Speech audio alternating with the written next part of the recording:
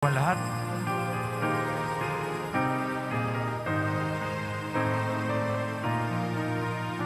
Magsiawit kayo sa Panginoon ng isang bagong awitin.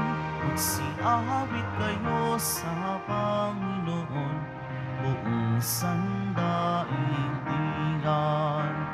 Awitan ang Panginoon at purihin ang kaniyang ngalan. Ipahayag ang kanyang pagliligtas sa lahat ng panahon. Magsiawit kayo sa Panginoon ng isang bagong awitin. Magsiawit kayo sa Panginoon buong sandaigdigan. Sa ngalan ng Ama at ng Anak at ng Espiritu Santo, Amen. sumainyo ang Panginoon. At sumayo rin. Aminin natin ang ating mga kasalanan upang tayo ay maging marapat gumanap sa banal na pagdiriwang. Panginoong Jesus, binigyan mo kami ng bagong buhay. Panginoon, kaawaan mo kami. Panginoon, kaawaan mo kami. Panginoong Jesus, pinapatawad mo ang aming mga kasalanan. Kristo, kaawaan mo kami. Kristo, kaawaan mo kami. Panginoong Jesus, binabahagi mo sa amin ang iyong katawan at dugo sa Eucharistia. Panginoon, kaawaan mo kami. Panginoon, kaawaan mo kami. Kaawaan tayo ng Diyos Amang makapangyarihan. Patawarin ang ating mga kasalanan at patnubayan tayo sa buhay na walang hanggan. Amen. Manalangin tayo. Ama naming makapangyarihan, nililingap mo ang mga walang inaasahan kundi ikaw. Hindi maidarangal at hindi magiging banal ang sinumang sa iyo ay napapawanay. Dagdagan mo po ang iyong kagandakang loob sa amin upang sa iyong pamumuno at pangangasiwang magiliw, mapakinabangan namin ang mga biyaya mo sa lupa bilang pagkakamit na namin sa makalangit mong pagpapala sa pamamagitan ni Jesu Kristo kasama ng Espiritu Santo magpasawalang hanggan. Amen. Magsiyo po muna ang lahat.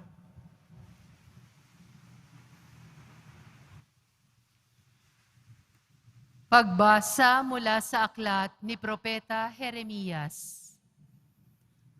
Noong mga araw na iyon, sinabi ng mga saserdote at mga propeta sa mga pinuno at sa buong bayan, dapat patayin ang taong ito pagkat nagpahayag siya laban sa lungsod gaya ng narinig ninyo.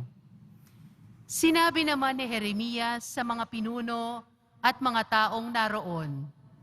Sinugo ako ng Panginoon upang magpahayag laban sa templong ito at laban sa lungsod, gaya ng narinig na ninyo. Kaya nga magbago kayo ng inyong pamumuhay at mga gawain at sundin ninyo ang utos ng Panginoon na inyong Diyos. Sa gayon, mahabag ang Panginoon at hindi niya itutuloy ang parusang inilaan sa inyo. Ako ay nasa ilalim ng kapangyarihan ninyo. Maaari ninyong gawin ang anumang iniisip ninyong matuwid at makatarungan. Ngunit ito ang inyong tandaan. Pag ako'y pinatay ninyo, pumatay kayo ng taong walang kasalanan. Ito'y magiging sumpa sa inyo at sa lungsod na ito, pati sa lahat ng naninirahan dito. Pagkat alam ninyong sinugo ako ng Panginoon upang sabihin sa inyo ang mga bagay na ito. Nang makapagsalita si Jeremias, sinabi ng mga pinuno at lahat ng tao sa mga saserdote at propeta, hindi dapat hatulan ang kamatayan ng taong ito, sapagkat ipinahayag niya sa atin ang ipinasasabi ng Panginoon. Subalit si Jeremias ay binabantayan ni Ahikam, anak ni Safan, kaya't hindi siya napatay ng mga tao. Ang salita ng Diyos. Salamat sa Diyos. Poon, ako'y iyong dinggin sa panahong iyong ibigin. Poon, ako iyong dinggin sa panahong iyong ibigin. Iligtas mo ako ay sagipin. Sa putig na ito't tubig na malalim. Sa mga kaaway, ako'y iligtas din. Huwag mong tulutang ako ay maanod, dalhin sa malalim at baka malunod. Hahantong sa libing ako pagkatapos. Poon, ako iyong dinggin sa panahong iyong ibigin. Naghihirap ako't mahapdi ang sugat. O Diyos, itayo mo ako at iligtas. Pupurihin ng Diyos aking aawitan. Dadakilain ko't pasasalamatan. Poon, ako iyong dinggin sa panahong iyong ibigin.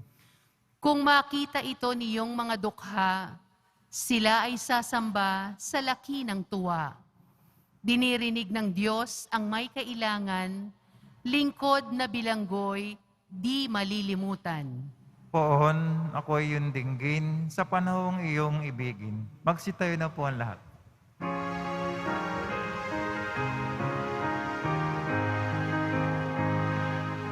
Hallelujah, Hallelujah, Hallelujah,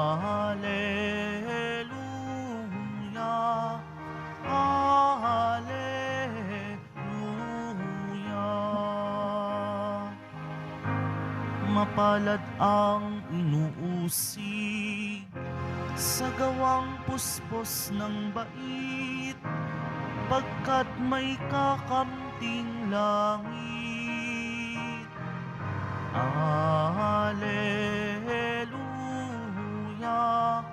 Hallelujah, Hallelujah, Hallelujah.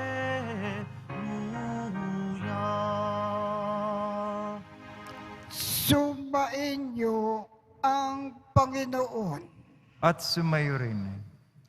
Ang mabuting balita ng Panginoon ayon kay San Mateo. Papuri sa iyo, Panginoon.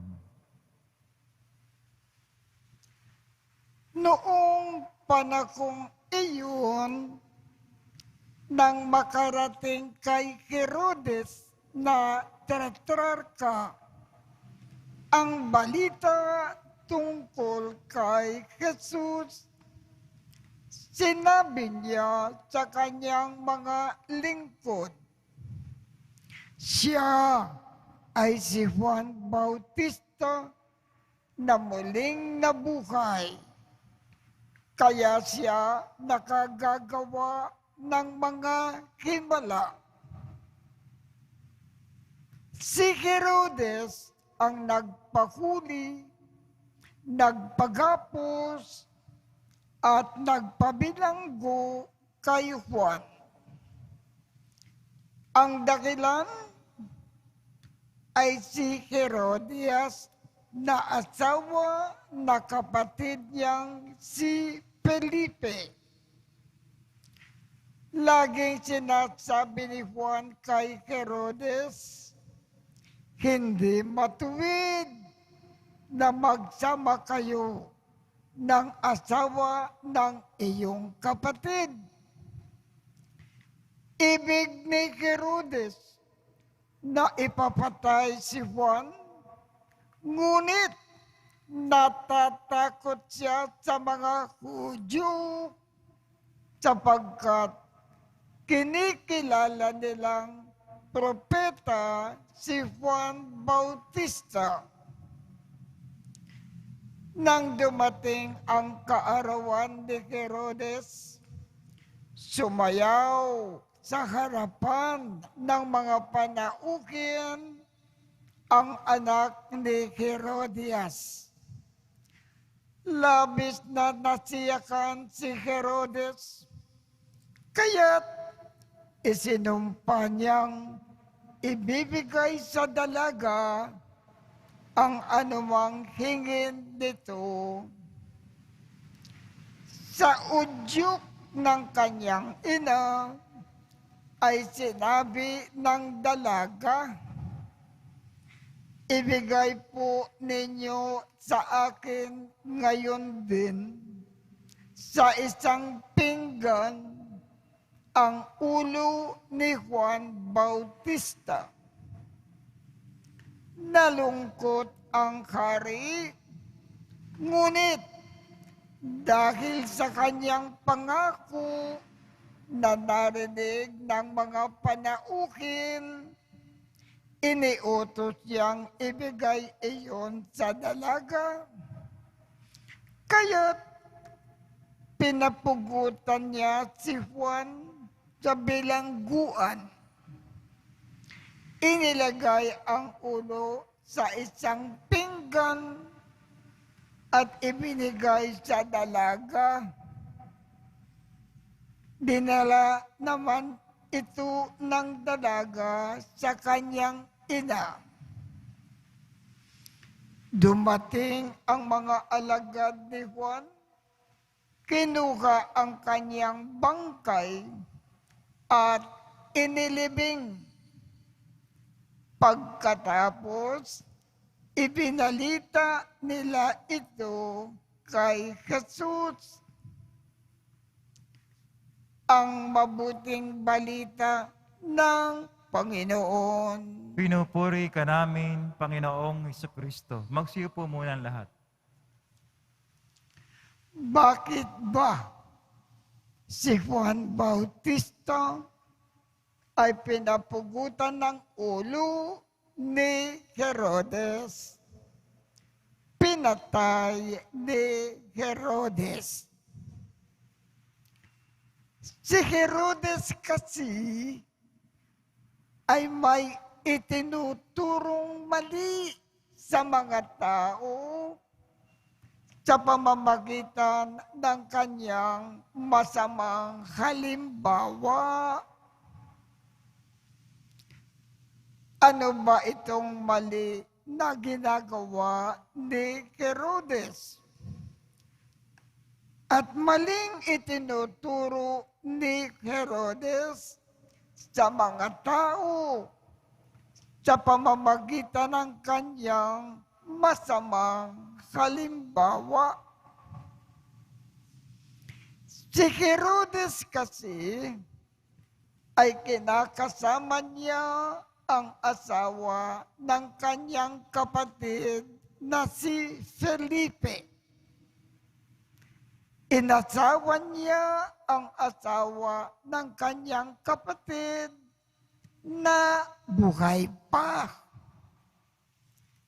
Kaya si Herodes ay nakikiapid. Kasi ganito ang buhay ni Herodes, ang mga tao ay parang natutukso na gumaya rin kay Herodes na makiapid para sa ikabubuti ni Herodes at sa ikabubuti rin ng mga tao.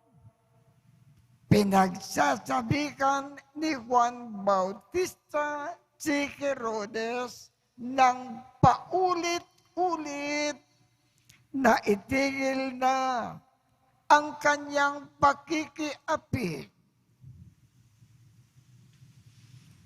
Ang ugali ni Herodes, kung may kumakalaban sa kanya, para patahimikin ang mga kumakalaban at patigilin sila sa pagkokontra sa kanya, ikinukulong niya ang mga taong ito at tuluyang ipinapapatay. Kahit alam ni Juan Bautista na siya ay padadakipin ni Herodes at ipakukulong at tuluyang ipapapatay. Kung hindi siya tumigil sa pagkokontra sa pakikiapid ni Herodes, hindi pa rin tumigil si Juan Bautista sa pagwawasto kay Herodes. Sa madaling sabi, walang tigil na ipinaglalaban ni Juan Bautista ang tama. Walang tigil niyang winawasto ang wali. Dahilan dito, pinakuli ni Herodes si Juan Bautista, ipinakulong, at pagkatapos, ipinapatay sa pamamagitan ng pagpupugot ng ulo. Yan ang dahilan kung bakit pinatay ni Herodes si Juan Bautista. Ipinaglalaban kasi ni Juan Bautista ang tama. Winawasto niya ang mali ni Herodes. Ano ngayon ang gustong ipaalam sa atin ng ating Panginoong Jesucristo sa ating Ebanghelyo? Sa ating pamumuhay araw-araw, gayahin natin si Juan Bautista. Ipaglaban natin lagi-lagi ang tama. Iwasto lagi natin ang anumang mali. At huwag tayong tumigil sa pagwawasto hanggat ito ay naituwid. Kahit na tayo ay papahirapan, uusigin, ipapapatay sa ating pagwawasto, sa ating pagtatanggol ng tama, huwag tayong matakot, huwag tayong tumigil. Yan ang ibig ipaalam sa atin ng Panginoon sa pamamagitan po ng ating Ebanghelyo ngayong umaga.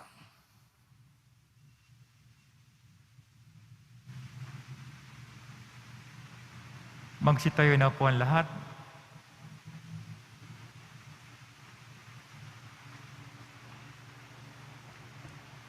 Minamahal kong mga kapatid, natitipon tayo kay Kristo na nagwagi laban sa lakat ng kasamaan. Lakas loob tayong lumapit sa Ama, kasabay ng ating mga pananalangin. Ang ating tugon, makapangyari kang Ama, gawin mo kaming mapagwagi sa iyong pamamaraan. Makapangyarihang Ama, gawin mo kaming mapagwagi sa iyong pamamaraan. Ang simbahan naway mapanibago at magbigay saksi sa mga tamang pinahahalagahan sa buhay upang makatulong na maitindig ang mundong nasadlak sa pagkakasala. Manalangin tayo. Makapangyarihang Ama, gawin mo kaming mapagwagi sa iyong pamamaraan. Ang mga nagdirigmang mga bansa naway matutong mamuhay sa pagkakasundo at pagtutulungan para sa panunumbalik ng kapayapaan sa daigdig. Manalangin tayo. Makapangyarihang Ama, gawin mo kaming mapagwagi sa iyong pamamaraan. Atin nawang itaguyod ng buong puso ang katotohanan at labanan ang patago at pailalim na impluensya ng kasamaan.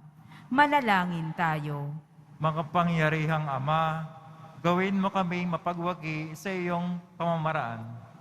Ang mga may sakit naway tumanggap ng kasiyahan ng pag-ibig ng Diyos mula sa mga taong kumakalinga sa kanila. Manalangin tayo. Makapangyarihang Ama, gawin mo kaming mapagwagi sa iyong pamamaraan. Ang mga tapat na yumao naway makarating sa pangakong walang hanggang tahanan. Manalangin tayo. Makapangyarihang Ama, gawin mo kaming mapagwagi sa iyong pamamaraan. Makapangyari kang Diyos at Ama, habang itinataas namin sa iyo ang aming mga panalangin, nagpapasalamat kami sa iyong anak na siyang lumupig sa kasalanan at kamatayan. Siya na nabubuhay at nagkakari kasama mo at ng Espiritu Santo magpasawalang hanggan. Amen. Magsiyo po muna ang lahat.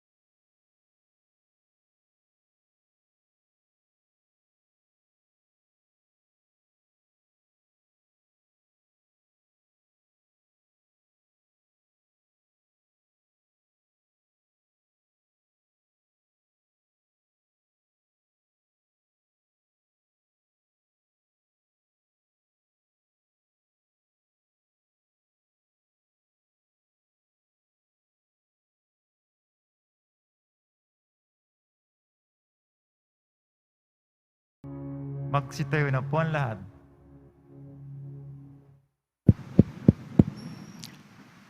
Manalangin kayo upang ang pag-aakit natin ay kalugdan ng Diyos Amang makapangyarihan. Tanggapin nawa ng Panginoon itong paghahain sa iyong mga kamay, sa kapurihan niya at karangalan sa ating kapakinabangan at sa buong sambayang banal. Ama naming lumikha, tanggapin mo po ang mga alay na sa iyo rin nagmula.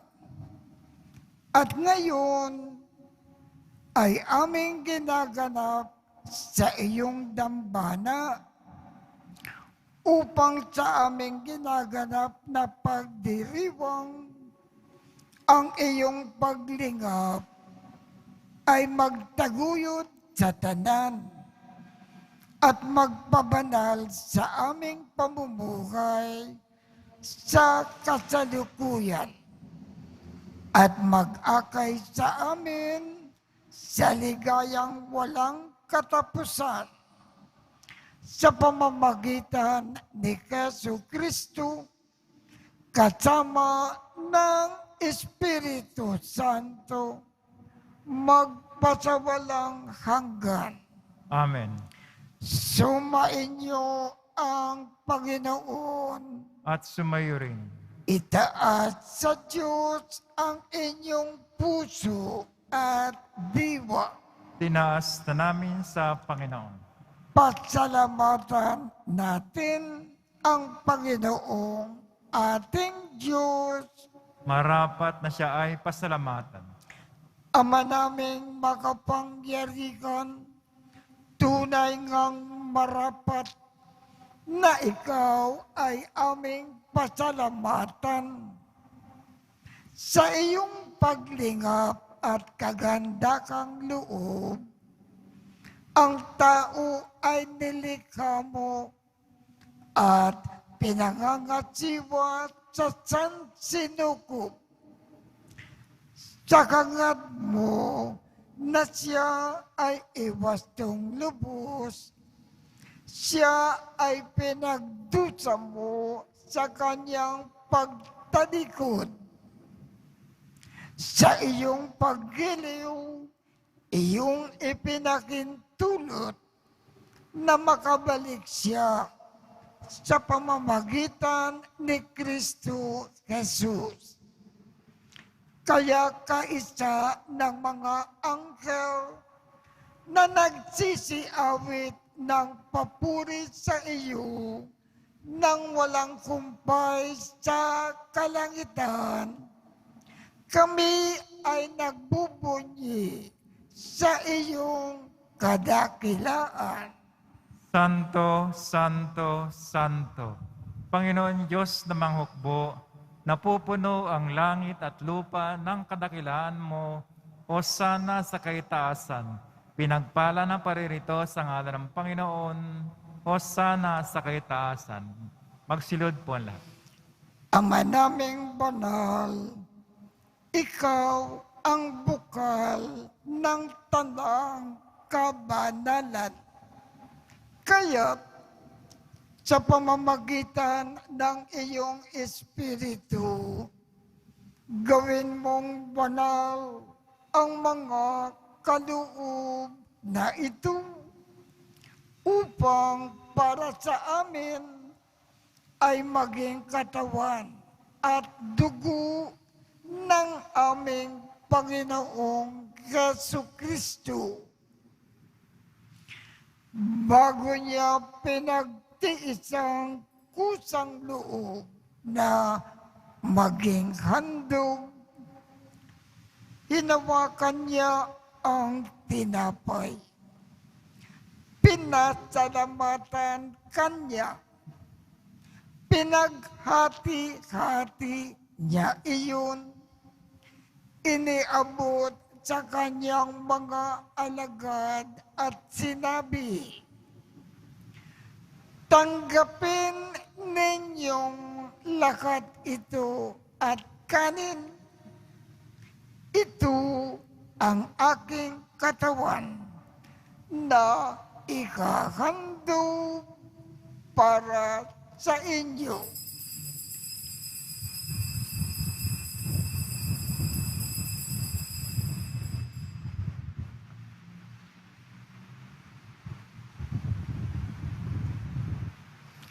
Gayon din naman, noong matapos ang hapunan, hinawakan niya ang kalis, muli kanyang pinasalamatan, iniabot niya ang kalis sa kanyang mga alagad at sinabi, "Tanggapin ninyong lakat ito at inumin. Ito ang kalis ng aking dugo ng bago at walang hanggang tipan. Ang aking dugo na ibubukos para sa inyo at para sa lakat sa ikapagpapatawad ng mga kasalanan. Gawin ninyo ito sa pag-alaala sa akin."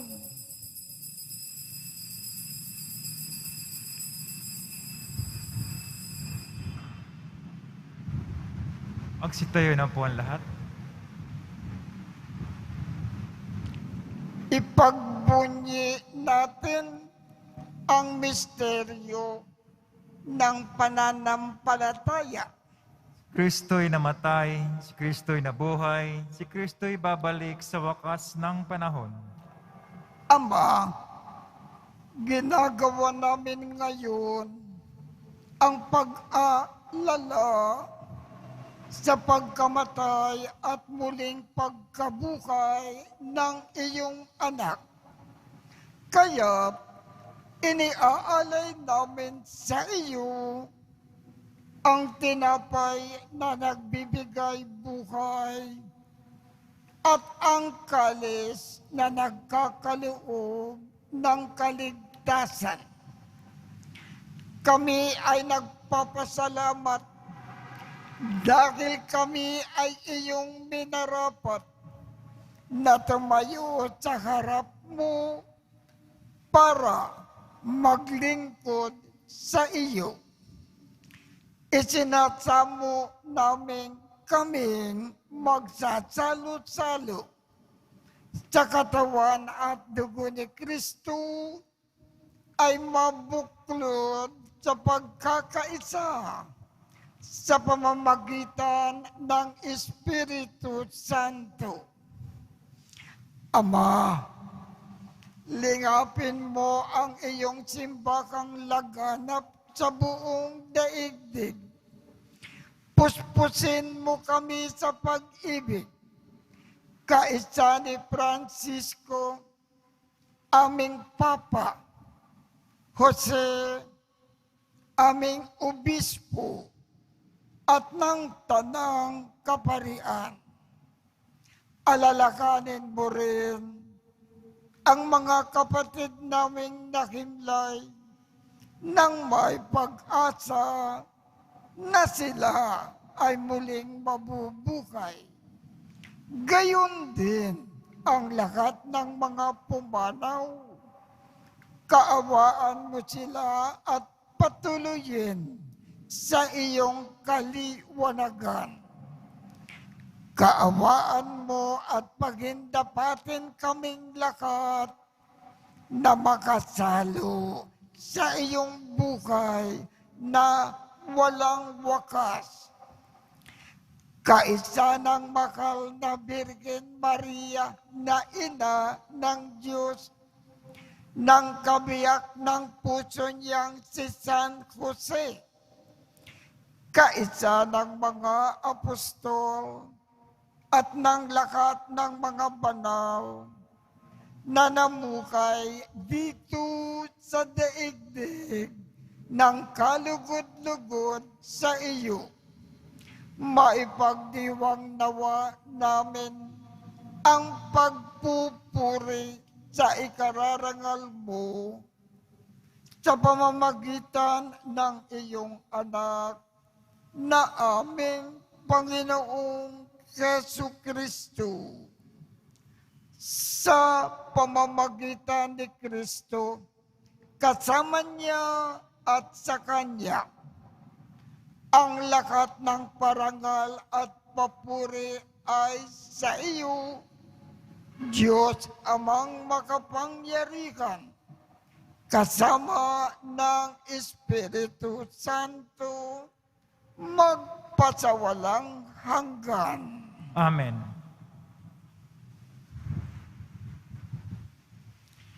Sa tagubilin ng mga nakagagaling na utos at turo ni Jesus na Panginoon natin at Diyos, ipakayag natin ng lakas loob. Ama namin, sumasalangit ka, sambahin ang ngalan mo, mapasa amin ang kaharian mo, sundin ang loob mo dito sa lupa para nang sa langit. Bigyan mo kami ngayon ng aming kakanin sa araw-araw at patawarin mo kami sa aming mga sala para ng pagpapatawad namin sa mga nagkakasala sa amin. At huwag mo kaming ipakintulot sa tukso at iadya mo kami sa lahat ng masama. Hinihiling namin, Ama, iadya mo kami sa lahat ng masama. Pagkalooban kami ng kapayapaan sa araw-araw. Iligtas sa kasalanan at ilayo sa lahat ng kapahamakan. Samantalang aming pinananabikan ang dakilang araw ng pagpapakayag ng tagapagligtas namin si Jesucristo. Sapagkat iyo ang kaharian at ang kapangyarihan, ang kapurihan, magpakailanman. Amen.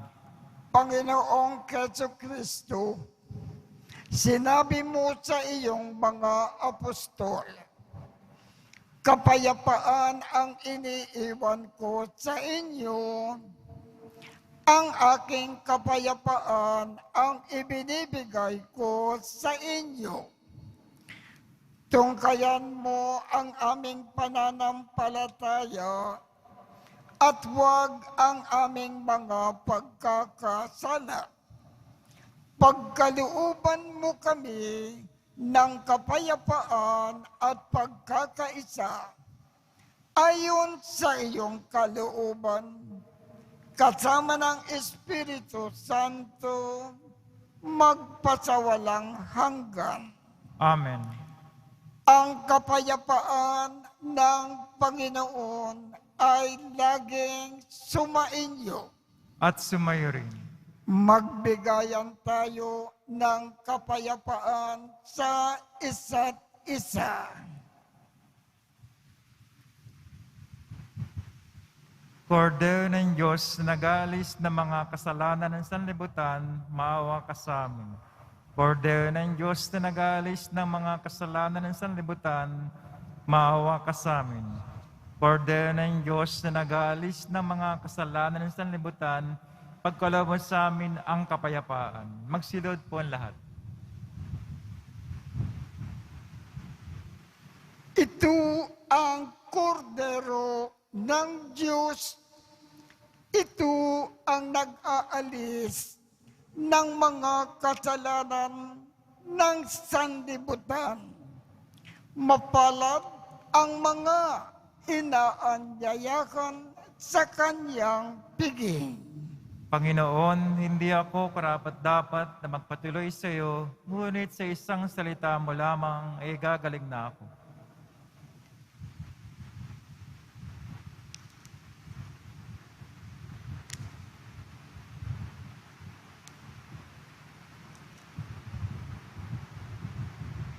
Katawan ni Kristo. Amen.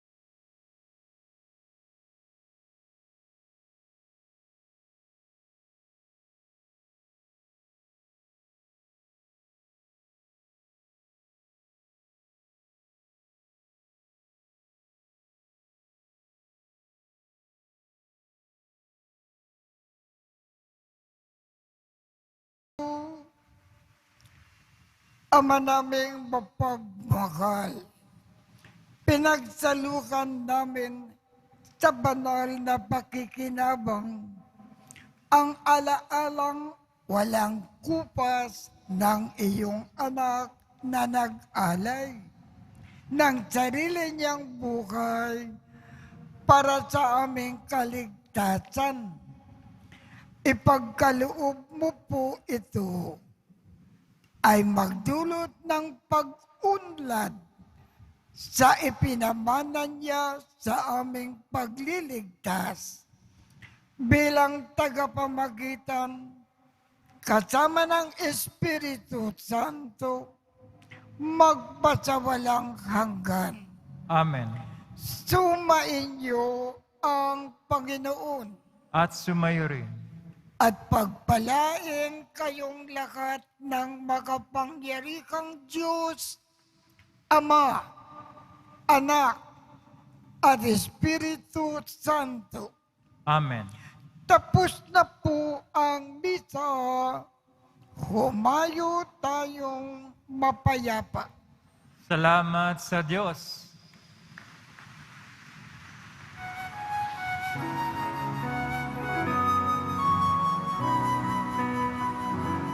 Nuestro Padre Jesus Nazareno, sinasamba ka namin. Pinipintuho ka namin. Aral mo ang aming buhay at kaligtasan. Nuestro Padre Jesus Nazareno, iligtas mo kami sa kasalanan. Ang krus mong kinamatayan ay sagisag ng aming kaligtasan. Nuestro Padre Jesus Nazareno, dinarangal ka namin. Nuestro Padre Jesus Nazareno, nilulwalhati ka namin. Nuestro Padre Jesus Nazareno, dinarangal ka namin. Nuestro Padre Jesus Nazareno, nilulwalhati ka namin.